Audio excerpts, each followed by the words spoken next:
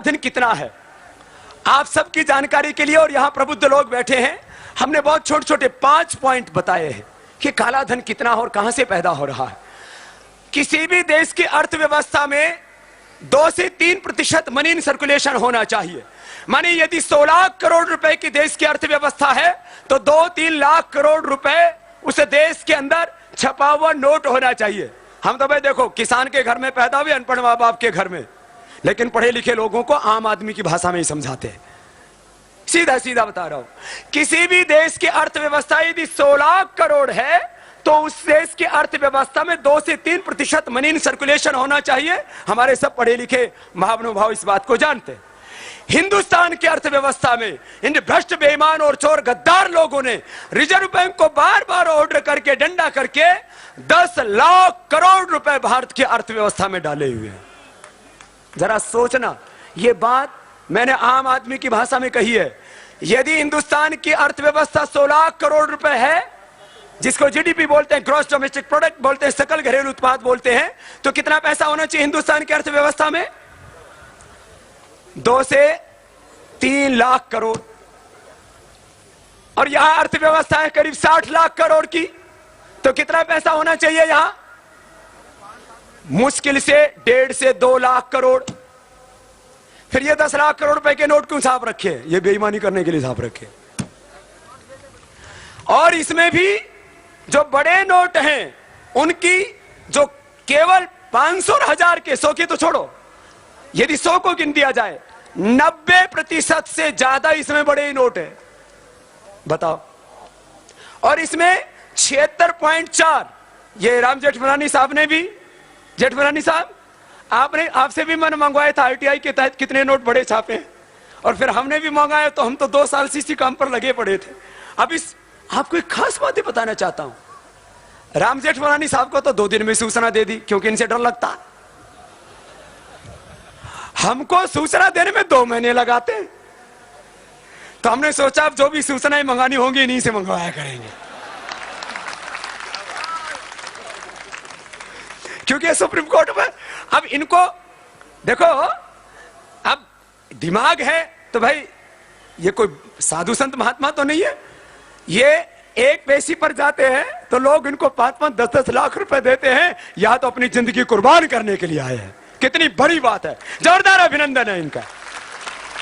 और बोले बाबा जहां जरूरत पड़ेगी वहां खड़े मिलेंगे। जरा सुनना, 10 लाख करोड़ रुपए भारत, ये सबके लिए बता रहा हूं मैं, कि जो लोग कहते नहीं 400 लाख करोड़ रुपए का आरोप लगा रहे बाबा, अरे आरोप नहीं, हकीकत बता रहे हैं। और पढ़े लिखे लोगों के अब दिमाग के कपाट खुल जाने चाहिए। 10 लाख करोड़ रुपए यदि मनी इन सर्कुलेशन है तो भारत की अर्थव्यवस्था कितनी होनी चाहिए? बोलो। करीब 400 से 500 लाख करोड़।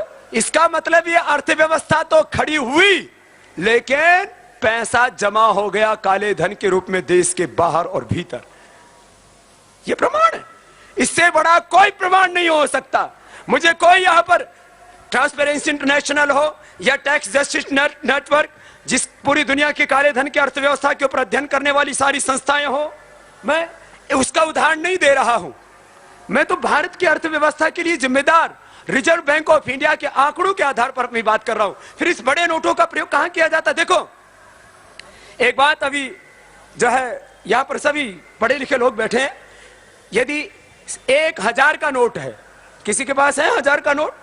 महात्मा गांधी जी का नाम देश में और तो कहीं दिया नहीं। जब बहुत दबाव डाला तो एक मनरेगा के नाम पर महात्मा गांधी का नाम कर दिया, बाकी तो हिंदुस्तान के आधे से ज्यादा योजनाएं, सरकारी संस्थान एक ही परिवार के नाम से चल रहे हैं।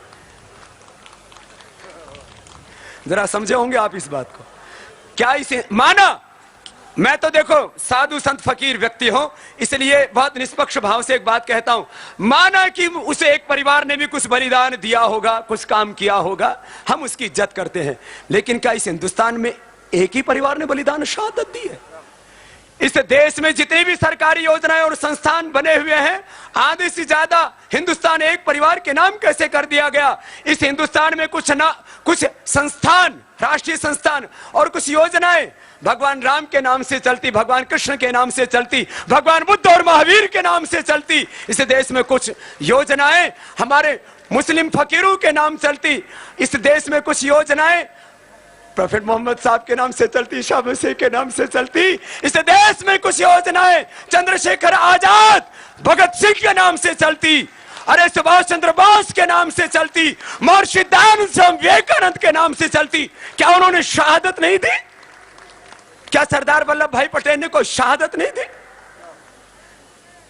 जो लोग देश के लिए गाते हैं उनको भारत रत्न पुरस्कार दिए जाते हैं। प्रसन्नता है हमें, सबको पुरस्कार दो। अरे जो लोग देश के लिए गाते हैं उनको भारत रत्न पुरस्कार दो, हमें प्रसन्नता है। लेकिन जो लोग देश के लिए मर गए उनको भी भारत रत्न दो। इस देश में शहीद है तो भगत सिंह को क्या भारत रत्न नहीं मिलना चाहिए था?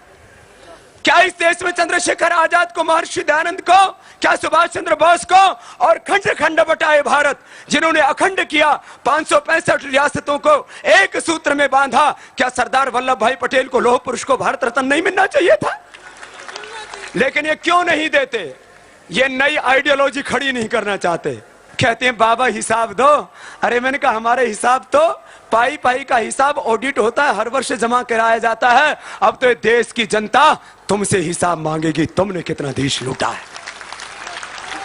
मैं एक व्यक्ति के खिलाफ आज भी नहीं बोलूंगा, लेकिन वर्तमान जो केंद्र सरकार है इसका करीब 55 वर्षों तक राज रहा है और इसके राज में करीब 400 लाख करोड़ रुपए लुटे हैं हिंदुस्तान के। माना कि दूसरी पार्टियों को हम किसी को क्लीन चिट नहीं दे रहे हैं, लेकिन यदि दूसरे दोषी हैं 1-2% तो 99% दोषी ये हैं जो अब सरकार में बैठे। सरकारों के ऊपर बैठना ही जिम्मेदारी नहीं है, सरकारों के रहते हुए जो पाप देश में हुआ उसकी जिम्मेदारी से भी केंद्र सरकार दी है। 5 उपाय मैं बता रहा था माध्यम। एक, ये बड़े नोट छाप करके करीब 400 से 500 लाख करोड़ रुपए की काले धन की अर्थव्यवस्था खड़ी की। 100,000 रुपए का नोट साल भर में यदि 100 हाथों में जाता है तो 1 लाख करोड़ रुपए बन जाता है। मनी इन सर्कुलेशन जब बाजार में घूमता, लक्ष्मी चंचल